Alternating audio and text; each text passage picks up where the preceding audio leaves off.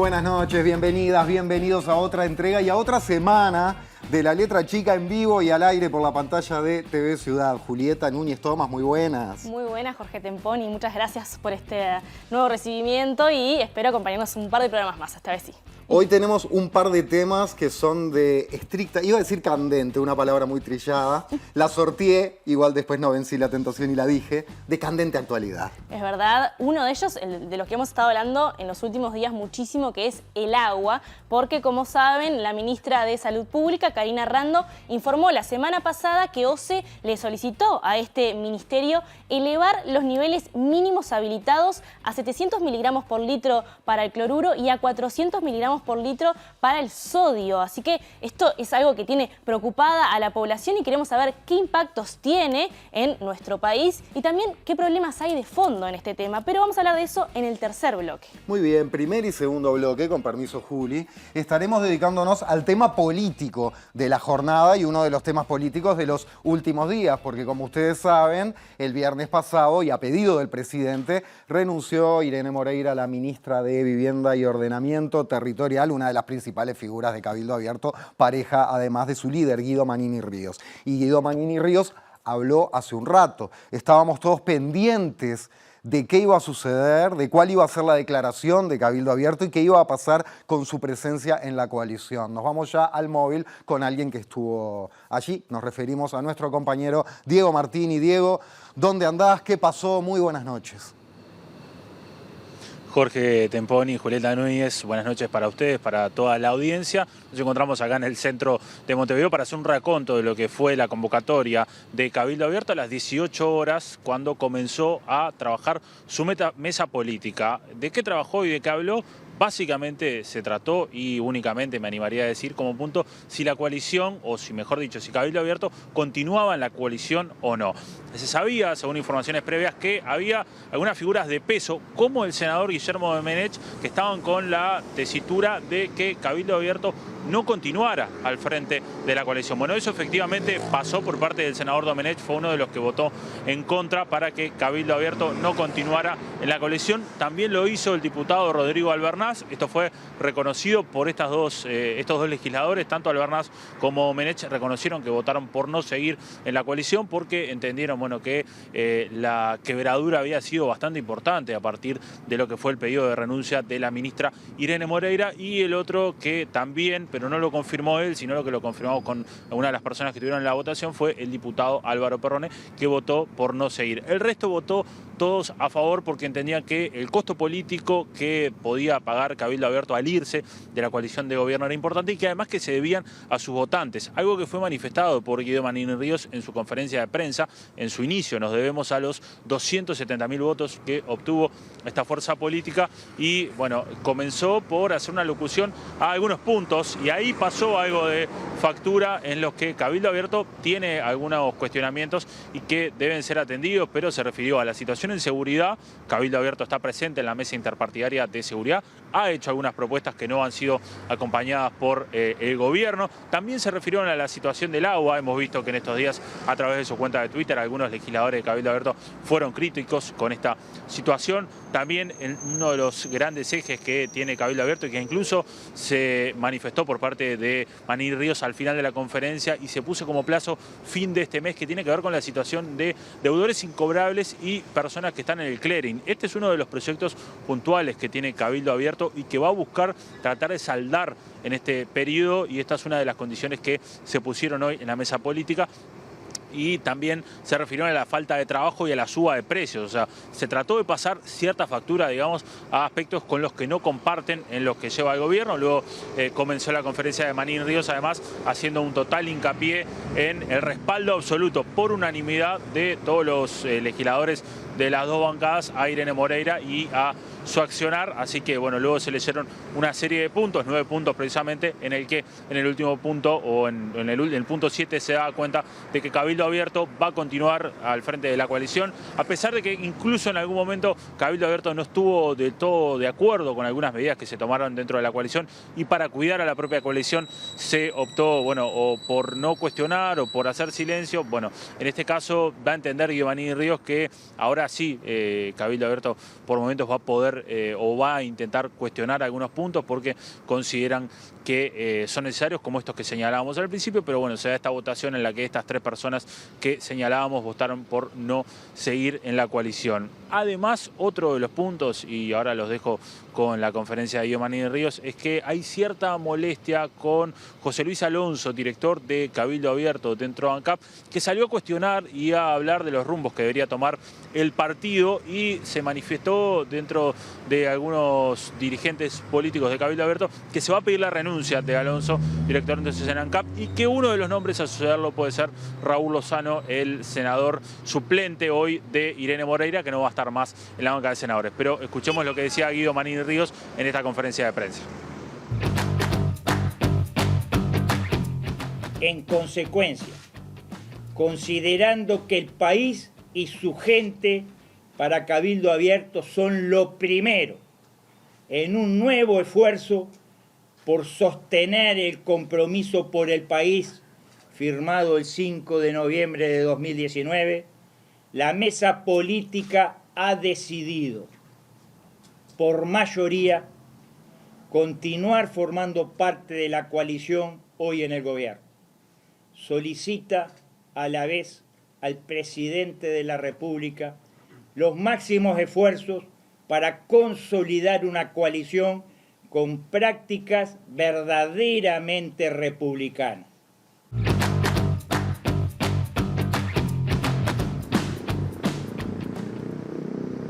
Bien, cabe consignar que Guido Manini Ríos y su esposa Irene Moreira se retiraron rápidamente, ni bien terminó esta declaración de prensa.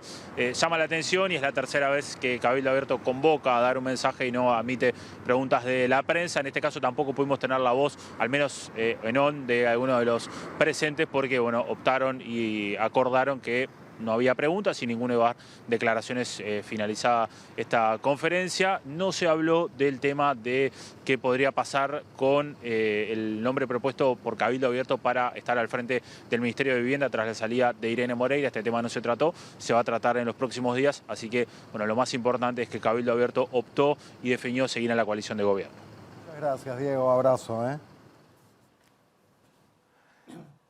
Ahí estaba Diego Martini con ese reporte desde allí y recibimos a Óscar Botinelli, politólogo, presidente de Factum, columnista de este programa. Mucha tela para cortar. Óscar, buenas noches, gracias. Buenas noches. 2 en 1 para arrancar, para ir rompiendo el hielo. ¿Por qué te parece que puede haber tomado este camino Cabildo Abierto en general y su clarísimo líder, Guido Manini Ríos, de continuar en la coalición, pero a la vez pasarle esta lista de, depende, ¿no? Se pueden usar distintos términos, diferencias profundas, discrepancias, reproches o hasta un rezongo al presidente de la República, pero manteniéndose dentro de la coalición? ¿Por qué crees que puede haber adoptado esta estrategia Cabildo y dónde lo deja parado a Cabildo y al presidente? Bueno, en primer lugar, la letra chica es lo que hay que leer de las declaraciones de Cabildo. Para entender el porqué, tal vez. Está muy lleno de sutilezas. Sí, mucha lectura entre líneas, ¿no? Con mucho mensaje entre líneas. En primer lugar, cuando empieza diciendo, no que se reúnen para tratar la coalición, sino se reúnen preocupados por los problemas de la gente, endeudamiento, trabajo, ingresos, y no me acuerdo, seguridad, etc. Lo otro que es muy importante en el momento, el punto interesante cuando dice todo fue aprobado por unanimidad, menos el punto 7, que es el quedarse en la coalición. Como que un énfasis de marcar, cuidado, que acá hay posiciones distintas y que lo sepan los demás. Interesante cuando dice que se quedan y hace un llamado al presidente. Primero, se quedan en una coalición. Hasta ahora se hablaba de coalición republicana. Dice coalición de gobierno. Y le pide al presidente que actúe con el concepto de una coalición verdaderamente republicana. Está señalando ahí que no consideran que el presidente actúe con criterios republicanos. Es realmente muy fuerte esta declaración, extremadamente fuerte. Después hay un punto, me cuesta el haber memorizado todo, en que en criollo dice, nos hemos tragado demasiados sapos por defender la coalición y ahora no va más. Más o menos el mensaje, que mucho más edulcorado, pasó. Sí, sí, como que una y otra vez han hecho grandes esfuerzos. Sí, y señala a actos con los que discrepaban, que afectaban a altas esferas de gobierno y a dirigentes, no me acuerdo cómo dice, de los otros partidos de la coalición. Está advirtiendo que acá hay mucha cosa que Cabildo se cayó, ¿no? Entonces, me quedo, pero cuidado que la relación de ahora en adelante es totalmente distinta. Es decir, es prácticamente que un viejo dicho uruguayo está atado con alambre, ¿no? Creo que este es un tema que es muy importante tenerlo en cuenta. Hay que ver cómo es la reacción frente a esto del propio presidente de la República. No es un endorsement a, bueno, ya pasó todo, seguimos la coalición. No, mire, paz, paz, paz, paz. Lo cual está marcando, y el reclamo de affecto societatis, ¿no? De un afecto de sociedad en la coalición que, según Cabildo, no ha existido de parte de los socios. Para seguirla por ahí, Óscar, vamos a ver este fragmentito de la declaración que llevaba adelante Cabildo Abierto a través de la voz de Guido Manini Ríos sobre el presidencialismo, justamente sobre este asunto de que se centra mucho todo en la figura del presidente y no hay una real sociedad. Lo vemos. Los acontecimientos de los últimos meses muestran que a la coalición le ha faltado lo que se llama affectio societatis. El modelo presidencialista y personalista de funcionamiento lleva necesariamente a desencuentros. Todas las coaliciones habidas en este país, especialmente las presididas por Luis Alberto Lacalle Herrera, Julio María Sanguinetti y Jorge Valle, se caracterizaron por la toma colectiva de las grandes decisiones, así como el respeto a todos los socios y a las posiciones de cada uno.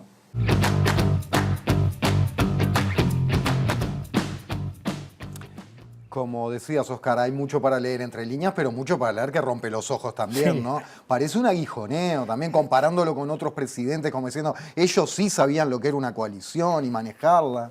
Sí, sí, efectivamente. Es fuerte, quiero decir, son fuertes declaraciones para después decir nos quedamos. Pues si es para romper, o si lo dijera alguien desde el Frente Amplio, uno lo entiende como más natural, no sé. Bueno, lo que pasa es lo siguiente, a ver, hay que analizar que en los movimientos políticos, en las movidas políticas, hay muchos matices, ¿no? Yo he visto algunos comentarios de gente que decía, bueno, si se queda, se queda, si se va, se va. Bueno, la política es mucho más complicada. Acá vemos que no, que hay otros caminos. Pero sí, quien vivió la transición democrática en Uruguay, el juego de matices entre el gobierno, llamemos la presidencia, llamamos el Partido Colorado, un partido nacional que tenía figuras no políticas en el gabinete y era como una especie de asociado desde afuera. Y un Frente Amplio que tampoco originalmente, hablo de los tres primeros años, estaba en la oposición, sino en la concertación, pero no en el gobierno.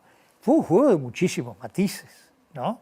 Es decir, hay que tener en cuenta que siempre las posturas son mucho más matizadas y acá es un paso casi, diríamos, como Cabildo hace una prueba de si este esfuerzo que considera que está haciendo es suficiente para continuar o no. Yo creo que hay que leerlo de esa manera. Que acá viene un periodo de prueba, ¿no? Bueno, se puede y además claramente ha manifestado de libertad, ¿no?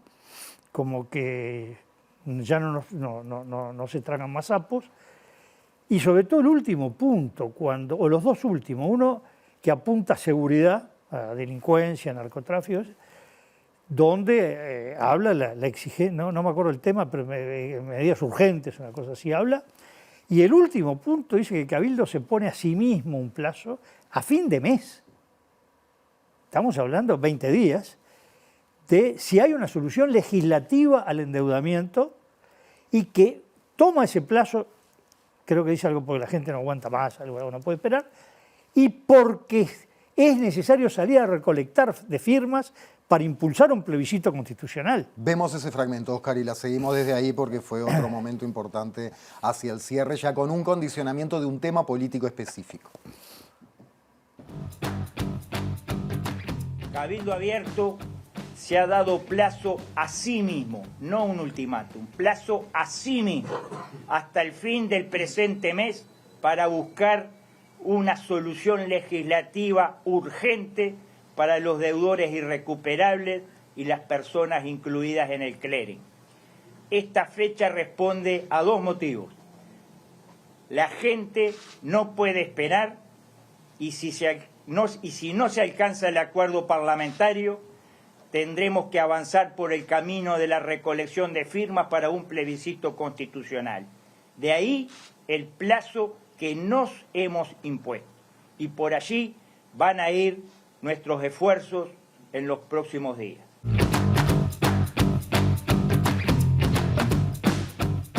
Ahí estaba, Oscar, eso que mencionabas, y vuelvo a pensar en lo mismo. ¿Dónde deja parado esto al presidente de la República? Pero dale vos por donde quieras. Bueno, no, digo, esto es una postura muy fuerte de decir, acá hay un camino que traza Cabildo, no hay solución legislativa, no dice además solución legislativa. Yo sentí cuando venía para acá que alguien comentaba, si no hay solución legislativa votada por la coalición, no lo dijo, dijo solución legislativa. Perfectamente puede unirse al Frente Amplio, que además han manifestado ya que tenían intención compartida en ese sentido, bueno, para encontrar una solución. Hay que ver, acá no opino, es un tema muy técnico, sí. Cuáles las diferencias o coincidencias entre los proyectos del Frente Amplio y Cabildo, pero lo que hay es una intención convergente, otra cosa que se manifieste en votación conjunta, que abre el panorama de que acá puede haber muchas soluciones.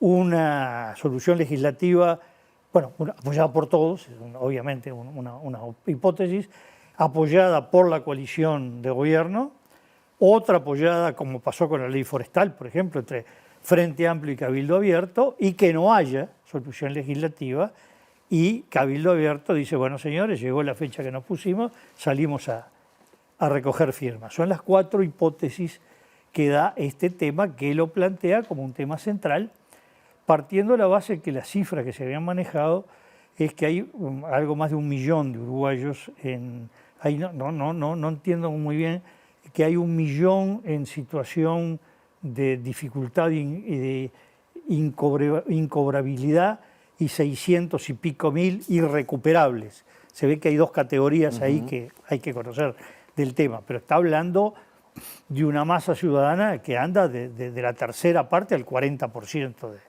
de los adultos del país, ¿no? Del electorado del país, lo cual claramente es un tema de mucha importancia social, no aparece en el debate público, pero sí, evidentemente, si hay 1 millón de personas, no es menor el tema, ¿no? Se ha hecho mucho hincapié, además, explicando el tema desde distintos sectores, no solo de Cabildo, que se trata de esos casos en que uno asume una deuda por X cantidad de dinero, no sé, 50.000 pesos, y que con el paso del tiempo, intereses, esa bola de nieve se convierte en cifras delirantes que atan a las personas, a los individuos. Claro, en general se considera, por lo que oía alguien decir, es que son la mayoría deudas de bajo consumo, que con el juego de intereses, moras, recargos altas en largo tiempo, genera la incobrabilidad. Más o menos por ahí podría estar el tema. Ese es otro tema, el debate técnico. Yo me refiero al político, ¿no? Vamos a ver el último de los fragmentos que tenemos para compartir, que es cuando, en realidad en orden cronológico esto estuvo antes, que es cuando Manini, siendo Cabildo Abierto parte de la coalición, empieza sorprendiendo, marcando cuestiones de este gobierno que van mal. La mesa política de Cabildo Abierto se ha reunido en forma extraordinaria, preocupada ante la poca atención a los graves problemas de la gente, como el endeudamiento de las familias, el crecimiento de la delincuencia, la escasez de agua potable, los vinculados al trabajo y a la escalada de precios.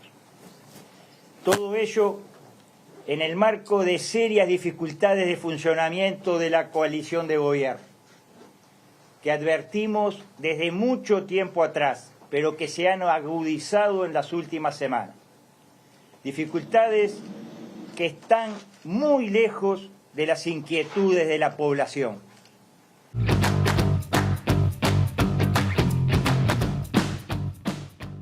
Lo dicho, un inicio fuerte y sorpresivo, inclusive mencionando el problema actual de OCE, ¿no? Sí, de agua, sí, de OCE en el sentido de agua potable, ¿no?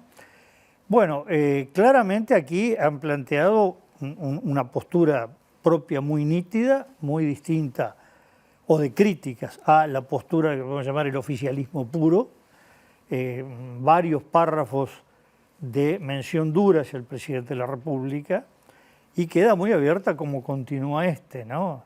Es decir, en ajedrez juega uno, después juega el otro. Ahí vos sabés que quería ir exactamente, Oscar, porque de una u otra manera es, bueno, nosotros nos quedamos, salvo que nos echen, Bueno. ¿no? Es una manera de pasarle la pelota al presidente de la República y ver hasta qué punto su cintura política y su necesidad de cabildo abierto o su valoración, por más presidencialista que sea la calle Pou, de la coalición, hace que mire para otro lado, respire hondo, cuente hasta 10 y maneje algún tipo de comentario o declaración relativizando para que la coalición siga viva. O sea, le pasó la pelota al presidente. Sí, acá lo que observamos es lo siguiente. Si vemos lo que pasa en torno, digamos, Semana Turismo, Cabildo, que después todavía Partido Colorado hace una jugada que termina algo siendo concurrente, el presidente de la República queda debilitado cuando la reforma de seguridad social, nada menos que acepta el cambio de algo tan sustancial como era el promedio de años para calcular las pasividades. O sea, de ninguna manera menos de 25, el reclamo que había incluso en el movimiento sindical, y eso es, estaban 20, ¿cómo se aumenta a 25? Resulta que el presidente tiene que decir que quedaban 20. Y el Partido Colorado le agrega todavía el bajar con determinadas condicionantes la edad mínima de jubilación. No, quedan 65, pero pueden ser 64, que pueden ser 63, que entran escalones. Bueno, el presidente no salió bien, ¿no? Y ahora hizo una movida eligiendo un tema como es el de vivienda, que tiene el efecto que tiene cuando se toma un tema que es muy entendible por cualquiera, porque hace a la vida cotidiana de la gente, que es tener un apartamento, no alquilarlo, ¿no? Si se habla del puerto Montevideo, de UPM, ¿qué es eso? Pero hablar de cosas que está en el entorno de la vida es cuando la gente lo entiende. Y entonces ahí el presidente recuperó la iniciativa, salió muy fortalecido, ahora viene esta otra jugada y hay que ver cómo responde el presidente, que tiene claramente un abanico de opciones que va desde decir esto es inaceptable, pero ahí es él el que rompe la coalición, con lo que implica quedar en minoría parlamentaria, ¿no? Aclaremos que, dejando al lado el primer gobierno de Sanguinetti, que fue muy complicado porque sobre todo en los primeros 3 años no hubo gobierno y oposición, sino muchos escalones que iban desde el gobierno, la colaboración, la concertación. Dejando al lado ese, todos los demás gobiernos tuvieron mayoría parlamentaria. El Frente un poquito porque se había un diputado transitorio y bueno, si una votación no tenía mayoría alguien en todo ese periodo porque había un problema interno. Y valorar que en este momento se quede sin mayoría parlamentaria, pero cuando el Partido Nacional se va en el 2002, a fin de 2002, noviembre del 2002, del gobierno de Jorge Valle, se va del gobierno, deja los ministerios y dice continuamos en la coalición legislativa. Es decir, el gobierno como tal no perdió la mayoría parlamentaria, perdió una apoyatura al interior del gobierno. Esto está demostrando que si hay ruptura, el divorcio es total, ¿no? Con separación total de bienes, previa. En malos términos. En malos términos. Entonces, esa es una salida que tiene el presidente. La otra dice, bueno, lo único que importa acá es que se quedaron. Sigamos por adelante. Y matices. Convivamos en las diferencias. Bueno, sí, y matices, que puede ser sí, pero usted juega el partido con 1 3/4 tarjetas amarillas, como dicen algunos cronistas deportivos, comentaristas deportivos, amarilla con peca, ¿no? Bueno, puede jugar en todo ese espinel. Por lo tanto, ahora es muy importante ver qué pasa en los días siguientes. Acá hay una serie, cómo reacciona el presidente mañana, o puede reaccionar con el más absoluto silencio, que también es una forma de hacerlo. Y además, ¿qué pasa con el Ministerio de Vivienda?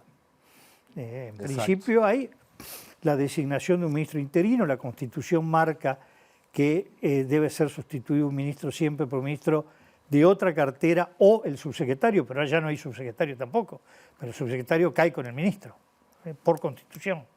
Pero lo volvió a nombrar. No. ¿Cuándo?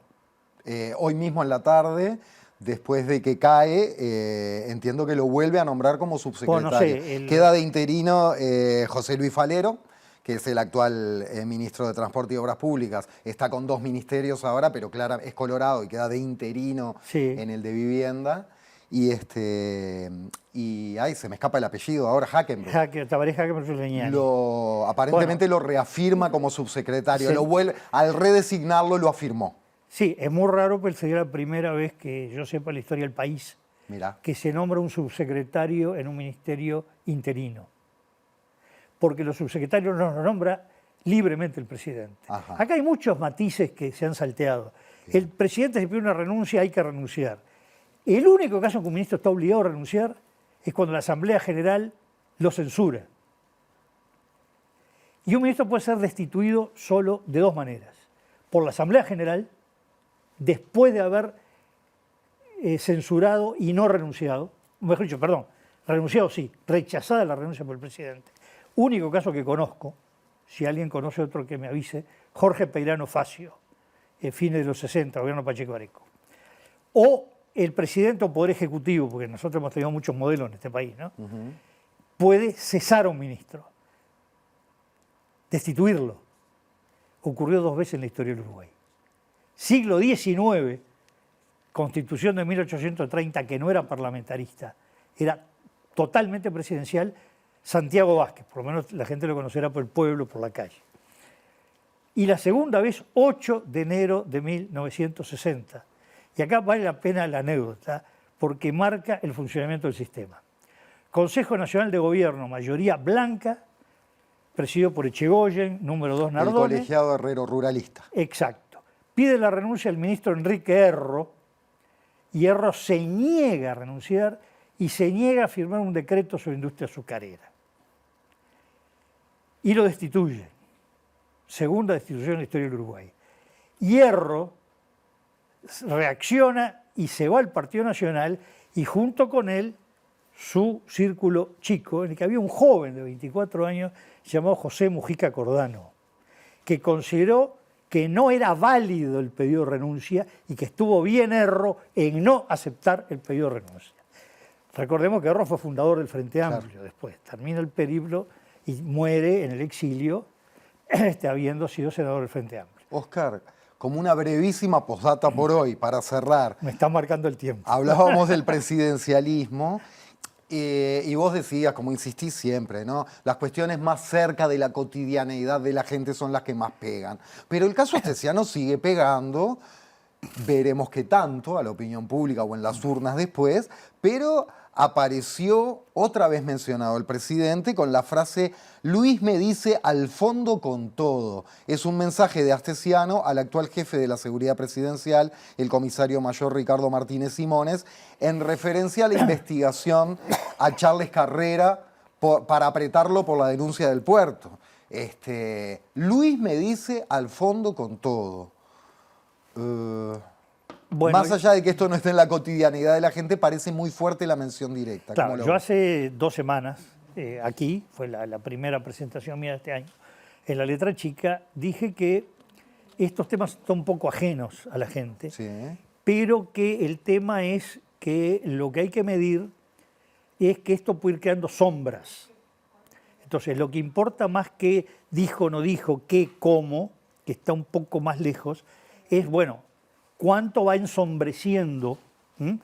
Fíjense que no se habló de Astesiano, pero en la declaración de Cabildo habla, no me acuerdo de la frase exacta. Sí, altas figuras del gobierno, como diciendo... No, altas esferas del gobierno. Como diciendo, nos sacan roja a nosotros, a Irene, por esto, cuando hay cosas mucho peores y más graves. Y no sé qué de figuras de otros partidos de la coalición. Es decir, estos temas puntualmente no son lo de la cotidianeidad de la gente, pero cuando se va sumando genera un ensombrecimiento que eso puede jugar en algún momento, ¿no? Es decir, puede ir creando, no digo la gente que ya está muy convencida por un partido o por otro, seguro. Yo digo más el que de alguna manera mueve la aguja. Bueno, estas cosas pueden ir afectándolo. Además, no es lo mismo el presidente de la República en medio de la pandemia que un presidente de la República con una coalición que durante 3 días no se sabía si se continuaba o no, y se continúa con esta serie de tarjetas, VAR y todo lo que se quiera para poder ver qué es lo que existe, ¿no? Es muy distinto que la afectación que pueda haber de esto de Astesiano a este presidente que lo que podía haber sido el presidente durante la pandemia. Estamos hablando de 2 niveles distintos, ¿no? Óscar Botinelli, muchísimas gracias y hasta la próxima. ¿Cómo no? Hasta la próxima. Les recordamos para ir a la pausa nuestro número de WhatsApp, porque vamos recibiendo vuestros mensajes siempre al 092-374-089. Hay mucho más de La Letra Chica, acompáñennos.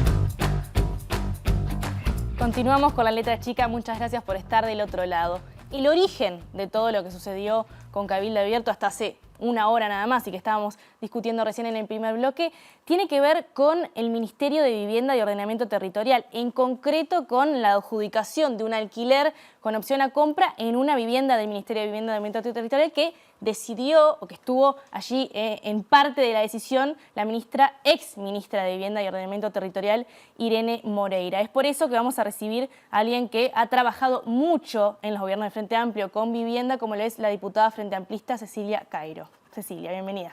Un gusto estar con ustedes. Muchas gracias por estar aquí. Como les comentábamos, esta decisión de una adjudicación que trajo varias repercusiones, como es la renuncia de Irene Moreira, pero también esta repercusión vinculada a la coalición, tuvo una justificación por parte de Cabildo Abierto vinculada a la normativa, incluso en la declaración, porque no fue una conferencia de prensa que dio Irene Moreira, dijo que la normativa la avalaba para lo que estaba haciendo. Se refirió a una normativa de 2009. Recientemente, además, también conocimos una circular interna del Ministerio de Vivienda y Ordenamiento Territorial que explicaba a las personas que participan de los procesos de selección un protocolo para los casos derivados, es decir, que venían por solicitud o por pedidos de las autoridades. Y en ese mismo protocolo, que vamos a ver en minutos nada más también, se habla en el último punto de que la evaluación final vinculada a las solicitudes de vivienda, la palabra final, la evaluación de esas soluciones habitacionales, la tendría la Dirección Nacional de Vivienda o la Secretaría de la Ministra, así lo dice. Cecilia, ¿existe una reglamentación que avale este accionar? No, en eso soy categórica. En realidad, ese convenio del que habla la ministra, ex ministra, Irene Moreira en su momento del 2009, era un convenio que había con la ONU en el que trabajábamos sobre las situaciones de precariedad extrema. Y esto creo que es importante decirlo, precariedad extrema. La vulnerabilidad de las familias tienen 2 componentes, su integración, su núcleo familiar y además su situación económica. La ministra habla que a esta persona que se le adjudicó una vivienda directamente era vulnerable. Lo dicen en realidad todos los actores de Cabildo Abierto. Y yo me pregunto en qué parámetros están pensando en la vulnerabilidad, porque no es la vulnerabilidad socioeconómica de la que hablamos en ese convenio específico. Para ser más clara, una persona que gana 43.000 pesos y que tiene una hija, que es el caso aparentemente de esta designación directa, no está en una situación de vulnerabilidad extrema, sino que dejamos para la gente que gana 25.000, 15.000 o que no tienen ningún recurso, que es justamente para esas familias que se había firmado ese convenio.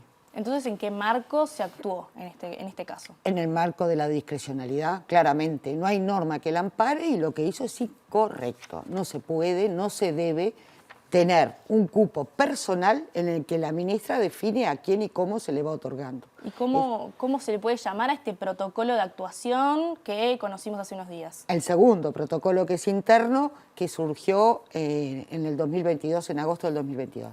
Ese protocolo, en realidad, obviamente, debían llegar muchísimas demandas y lo que intentó es ordenar. Es más, así dice al principio de ese protocolo.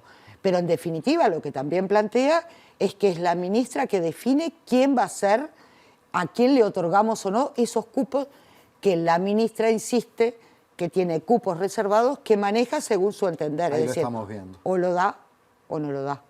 Que eso no existía antes. O No, sea, no. es la ministra diciendo, yo voy a tener la última palabra, más allá de las evaluaciones técnicas y de las consideraciones, bueno, sí, justamente técnicas y legales. Sí, porque pudimos acceder a algunos expedientes que muestran, por ejemplo, que técnicos vinculados al trabajo social determinaban que en algunos casos en los que se dieron adjudicaciones por estos cupos reservados, bueno, o tenían situaciones estables socioeconómicas o no cumplían con alguno de los requerimientos. Claro, por eso digo que es discrecional.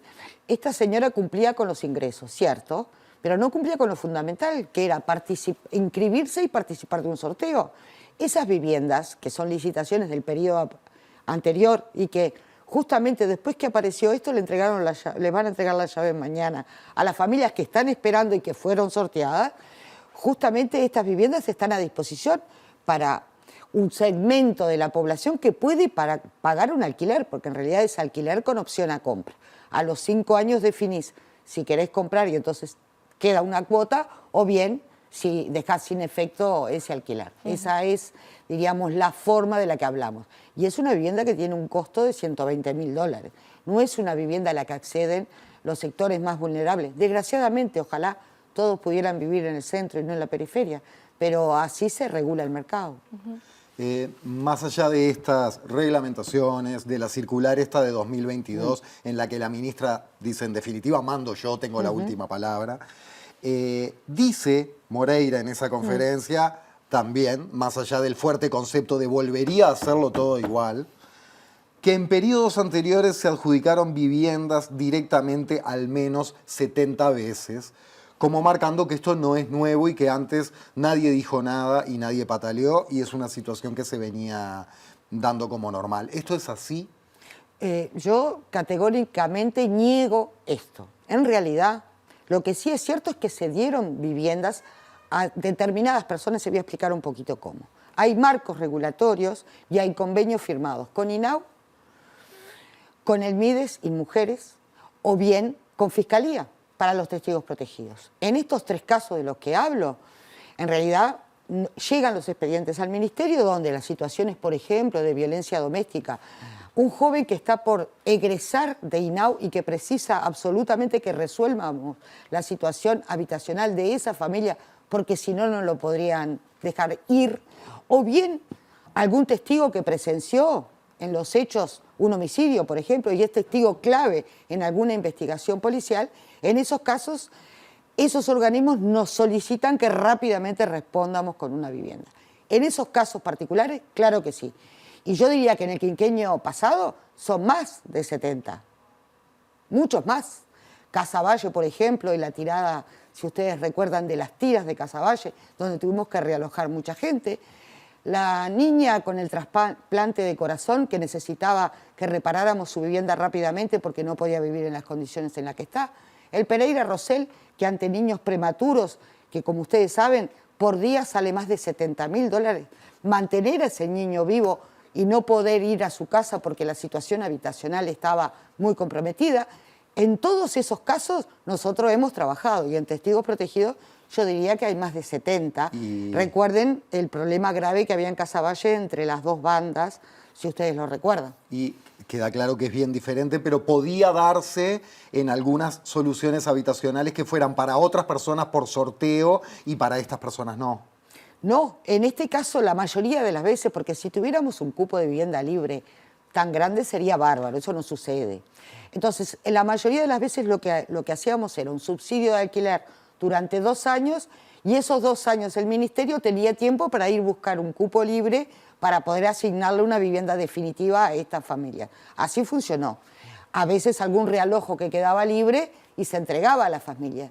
Pero estas familias no pueden pagar un alquiler porque justamente una de las condiciones principales es su vulnerabilidad económica. Entonces, darle una vivienda con alquiler con opción a compra es imposible, no tenían los recursos para esto. Y los planteos no nacían del ministro o la ministra, sino de INAU, de Mides o de Fiscalía. Exactamente, o de los propios servicios del ministerio que recibían a alguna familia en su momento, que veían una situación de vulnerabilidad extrema y ese expediente iba pasando por los distintos servicios hasta que se tomaba una definición. Es más, cuando los consejos de ministros, ustedes recuerdan que los consejos de ministros, los ministros iban a atender en los departamentos a la gente, que iba a presentar sus problemas, no importa cuál, pero a nosotros nos correspondía vivienda. Entonces, obviamente algunos eran porque no podían seguir pagando la cuota, por ejemplo, del BHU, pero muchos eran por una situación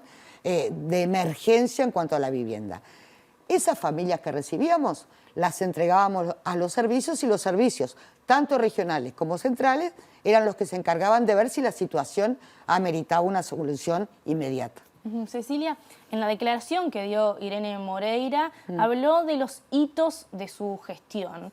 Entre ellos mencionó el plan Avanzar, este plan que fue además muy controvertido. Ustedes desde la oposición, desde el Frente Amplio, han declarado mucho sobre este plan por su financiación que extrajo para el fideicomiso recursos del Instituto Nacional de Colonización, pero que además tenía una inversión millonaria en dólares. Tú conoces de cerca las necesidades de la transformación porque fuiste coordinadora del Plan de Mejoramiento de Barrios, también del Plan Juntos y del Plan Nacional de Relocalización en el Ministerio de Vivienda en gobiernos pasados.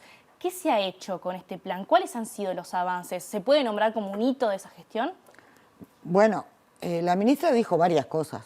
La vivienda de madera y la importancia de la vivienda de madera. Nosotros en el periodo pasado inauguramos más de 600 viviendas de madera y parece que esto sería muy nuevo, pero hay que ir del Río Negro para arriba para ver la cantidad de viviendas que hemos hecho en madera. A su vez, para las construcciones alternativas plantea que ahora están aprobadas más de 25, sí, cuando llegan los pedidos para que avalemos de alguna manera esa forma de construcción, se hace y está bien. Ahora, particularmente en el plan Avanzar, todo lo que ha dicho hasta ahora no es cierto. Yo diría que no ha puesto un ladrillo este gobierno y voy a explicar por qué. Primero, como tú decías, el Instituto Nacional de Colonización dio una parte del dinero. Y luego lo que nos decían las autoridades es que iba a haber 240 millones de dólares en ese fideicomiso. Luego levantaron la apuesta y dijeron 480 millones de dólares. Nosotros estábamos esperando la rendición de cuenta para ver de dónde sale ese dinero porque hasta ahora no lo sabemos. Pero lo peor, que hasta ahora lo único que ha sucedido en algunos departamentos que no estaban del periodo anterior es apenas el movimiento de tierra, es decir, se comenzó a trabajar en el terreno. Viviendas entregadas o en construcción de este periodo no hay. Y lo que inauguramos en Florida el martes de la semana pasada es una adjudicación que se hizo en el 2019, es decir, del gobierno anterior, que ellos dilataron la construcción durante más de un año y que al final terminaron haciéndolas. Y lo que pasó en Florida era demencial.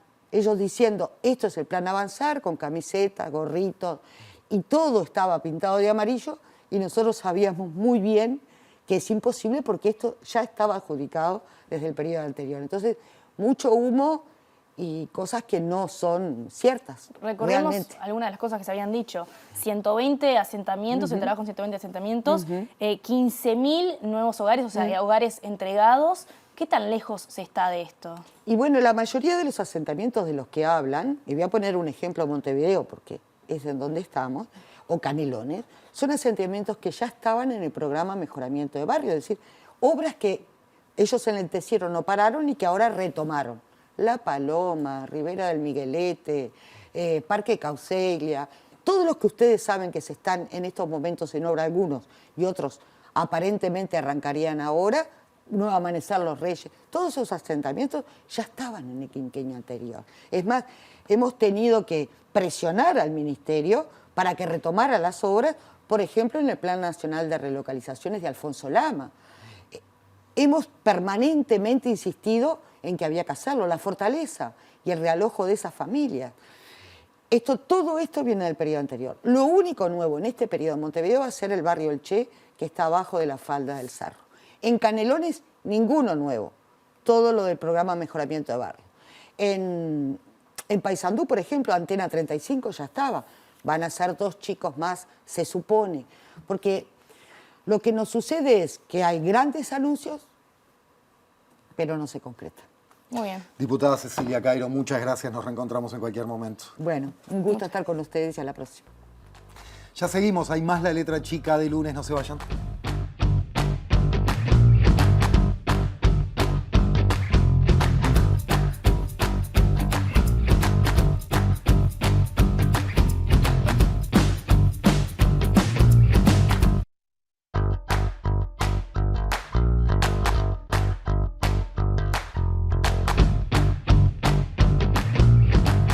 Para decirlo de manera coloquial, en este último bloque de La Letra Chica hablaremos del problema clarísimo y que a todas y todos ha afectado, del agua salada de nuestras canillas. Diego Rodríguez es sociólogo, integrante de la Alianza ENT, Enfermedades No Transmisibles. Diego, buenas noches, gracias por estar con nosotros. Gracias por la invitación. Y Alejandro Ferreiro es profesor agregado del Centro de Nefrología del Hospital de Clínicas de la Universidad de la República y también integrante de la Alianza de Enfermedades No Transmisibles. Muy buenas noches, gracias por estar. Gracias por invitarnos. Ya les prometemos que el miércoles vamos a seguir desarrollando y profundizando desde otros ángulos este tema tan importante para la salud y nuestra cotidianeidad. Como decíamos al comienzo, por tirar un par de cifras, la ministra de Salud Pública, Karina Rando, dijo la semana pasada que OCE solicitó y se le autorizó aumentar el cloruro a 700 miligramos por litro de agua y el sodio a más de 400 miligramos como medida excepcional. Pero necesitamos primero, para entender cuáles son los efectos sobre la población de esto, entender en particular qué es el cloruro y qué es el sodio y cómo afecta esto a nuestro cuerpo. Alejandro, ¿podés explicarnos en particular? Porque estas cifras quedan sueltas en el aire, pero no terminamos de entender en concreto qué significa que el agua tenga más cloruro, qué es el cloruro en ese sentido, y más sodio. Es fácil de entender. En realidad la sal, común la sal de mesa, es un compuesto que es el cloruro de sodio. Entonces, cuando se agrega sal a una solución, a un volumen de agua, al cocinar, en realidad ese cloruro de sodio se disocia en cloruro y sodio. Entonces, en realidad, cuando estamos hablando que se subieron los niveles a 400 miligramos de sodio y 700 de cloruro, nos da que estamos agregando más o menos 1,2 gramos de sal por litro de agua. Entonces, para tener una idea, el consumo de sal promedio de la población en el Uruguay es alrededor de los 8 gramos, 9 gramos. O sea que la toma de 2 litros de agua, que es lo aconsejable, de agua de grifo, en estas condiciones, está agregando aproximadamente el 30% del consumo de sal que habitualmente consumimos los uruguayos. ¿Cuál es la población de riesgo y qué le decimos? Porque se habla, por supuesto, lo primero que salta es la hipertensión, pero no es solo la hipertensión, no son solo los y las hipertensos. Sí. ¿Y qué le decimos? ¿Qué consejo le damos? Sí, yo creo que en este aspecto vale la pena resaltar algún aspecto. En primer lugar, es necesario que haya agua corriente. Yo creo que eso es un concepto que tenemos que tener. Si nosotros pensamos la evolución de las enfermedades a lo largo del último siglo pasado, la esperanza de vida al nacer de las personas aumentó 30 años en un siglo y se debió fundamentalmente a la existencia de agua corriente, de saneamiento y de las inmunizaciones. Entonces es necesaria el agua corriente. Pero es necesario contar con agua en cantidades suficientes para mantenernos saludables. Dentro del consumo de sal, que también es necesario, porque todos estamos constituidos por agua y sal, hay algunas poblaciones en las cuales el consumo excesivo de sal puede producir o exacerbar sus patologías. La hipertensión es uno de los problemas que la mitad de los hipertensos y las hipertensas no lo saben. Entonces, podemos tener un problema en ese aspecto. Los pacientes que tienen dificultades para eliminar el sodio que se consume o la sal que se consume, como las personas que tienen enfermedad renal crónica, que es el 10% de la población, las personas con insuficiencia cardíaca que tienden a acumular agua y sal en el organismo por la insuficiencia cardíaca, las embarazadas, que ustedes saben que es habitual, que aumentan de peso, en parte porque aumenta su cantidad de agua y sal, también están en riesgo. Y esas son las subpoblaciones o poblaciones que frente a un ingreso mayor de sodio en la dieta pueden tener problemas.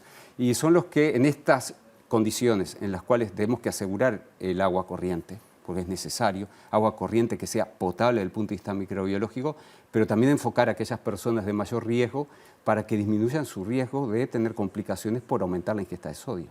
Porque, ¿cómo podemos hacer? Y bueno, si sabemos que nuestra ingesta de sodio en una persona en esas condiciones no debe superar los 6 gramos de sal, por ejemplo, saber que de esta forma estamos agregando de pronto 2 gramos y medio consumiendo agua de grifo.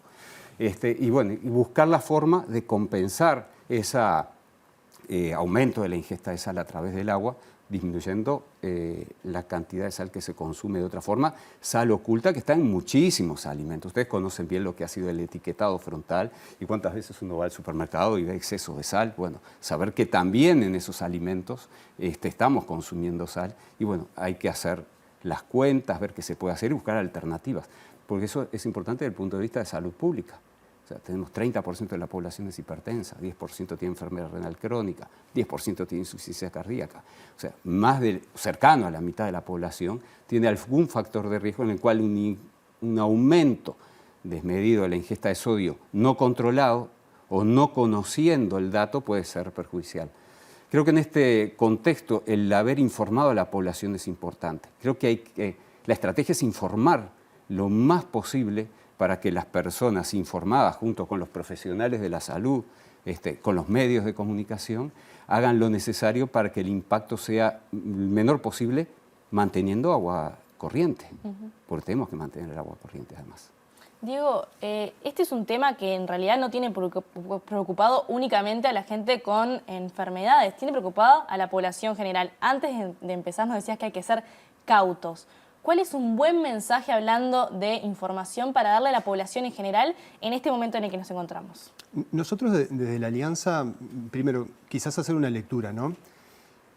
Todos estábamos esperando un mensaje desde las personas que realmente trabajan el tema, nefrología, cardiología, pero todavía no hay un mensaje unánime, porque en realidad se está evaluando, o sea, necesitamos datos para evaluar cuál es el impacto real sobre la salud. Por fuera de eso, las primeras estimaciones que se están manejando, que todavía no son públicas y no sabemos cuándo se van a publicar, implican que, como decía Alejandro, por fuera de la población de riesgo, que es preocupante la situación, tenemos la otra población que incrementar el consumo de sodio, este nivel de consumo de sodio en el agua, quizás en el consumo de todo el día que tenemos, como mencionaba Alejandro también, en alimentos que a veces están ocultos. Yo qué sé, comemos un pan de molde. El pan de molde tiene 400 miligramos por cada 100 gramos. O sea, empezamos a ver el consumo nuestro de sodio y en realidad la población uruguaya, el último estudio lo que muestra es que estamos en un consumo de sodio de 3.300 aproximadamente miligramos de sodio por día por persona. La Organización Mundial de la Salud dice que debería de ser de 2.000 por día por persona. O sea, el problema del sodio ya lo tenemos instalado. ¿Esto quiere decir que hay que minimizar el problema del agua? No, el agua... Esto esperamos que sea una cuestión transitoria, ¿no? O sea, no es que tenemos que tener este nivel de agua para lo que resta de, no sé, hasta cuándo va a ir. Y eso en realidad es lo que también nos preocupa. Creo que es lo que nos tiene preocupado a todos. ¿Hasta cuándo vamos a estar? ¿Esto es para siempre? ¿Qué pasa de acá en más? ¿No? En cuanto a lo que es enfermedades no transmisibles, como decía Alejandro, la población hipertensa y que se sabe, ¿no? Porque es algo que nosotros hemos dicho, de que falta a veces que la población sepa, así como la hipertensión, la diabetes, digo, hay gente que no lo sabe y que capaz que es hipertensa. Pero estamos hablando de que lo que se sabe y las últimas mediciones, que capaz que son del año 2015, ya son un poco viejas, estábamos hablando que había un 30% aproximadamente de prevalencia de hipertensión. Pero acá también hablamos de una población de riesgo. A los mayores de 55 años, esa prevalencia aumenta casi a un 63%.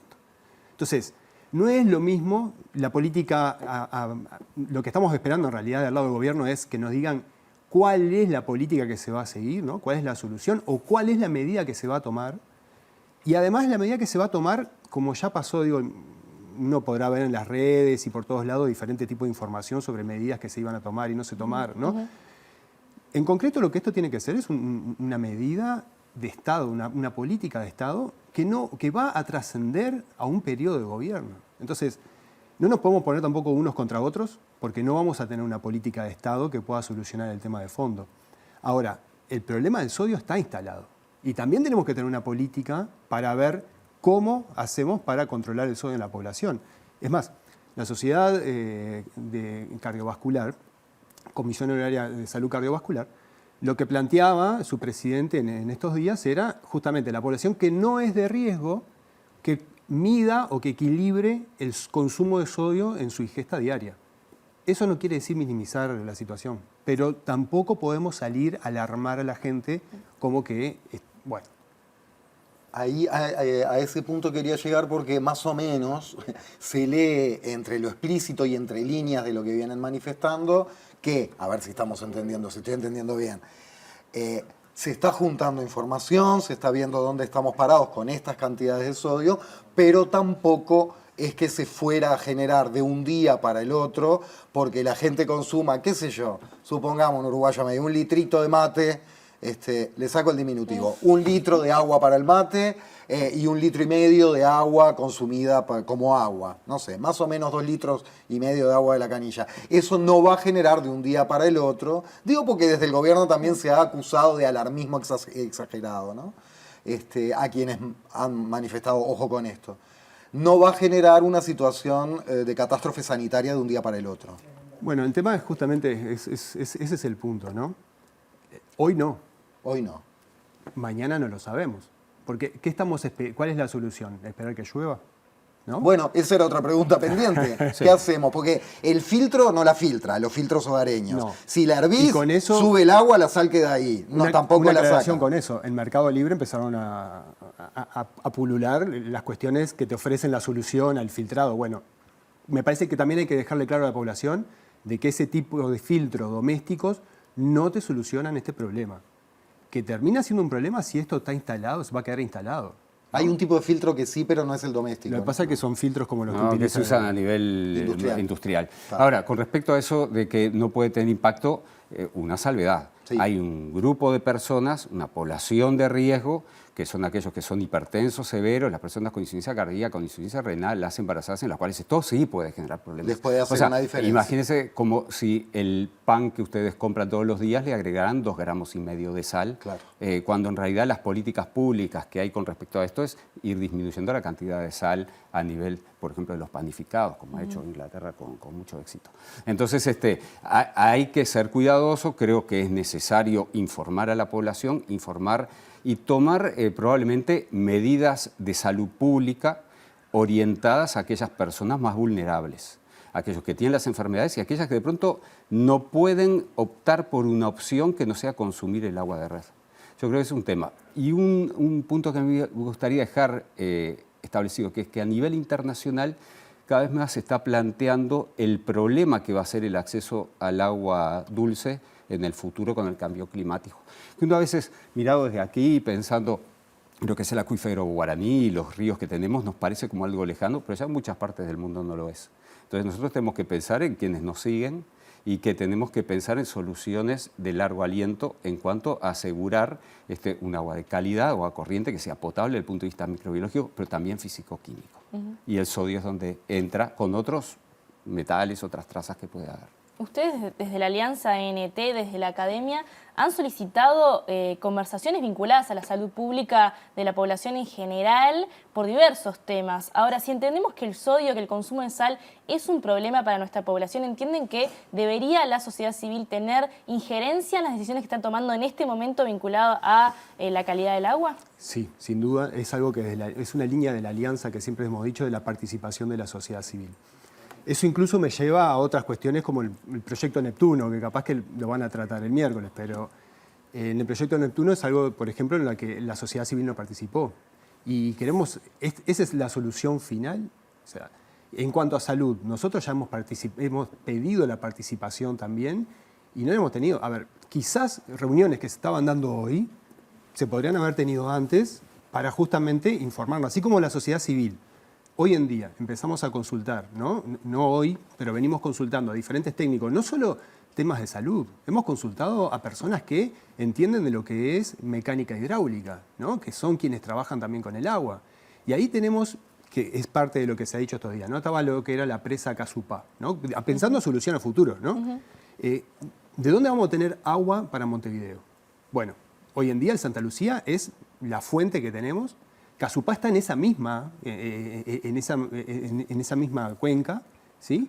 Y Casupá quizás hoy, si estuviera funcionando, quizás no aguantaba el problema que tenemos. Ahora, a futuro, incluso en la administración anterior se decía que Casupá tenía que ser complementado con algo más. El tema es que ese complemento que se está proponiendo ahora implica un recorrido, implica tomar agua del Río de la Plata, en todo caso, como hacen quizás países árabes, desalinizar el agua, que tiene un costo enorme, un costo económico enorme, que el Neptuno no lo tiene. O sea, el Neptuno se está hablando de que va a ser un tratamiento convencional y por lo tanto quizás hay que buscar otro tipo de fuentes que quizás no lo tenemos y habrá que tomar agua del mar. Bueno, pero hay que ser claro con la población de cuál va a ser la solución y tiene que ser una política de Estado. Diego Rodríguez, Alejandro Ferreiro, muchas gracias por estar. Gracias por tanta ustedes. información, de verdad. Volvemos el miércoles, Juli. Y vamos a estar hablando de esto porque queda mucho más, hay muchas más aristas en este tema. Con Agua y Más volvemos el miércoles a las 21. Ya se viene Línea de 3 a la pantalla de TV Ciudad. Hasta entonces. Gracias.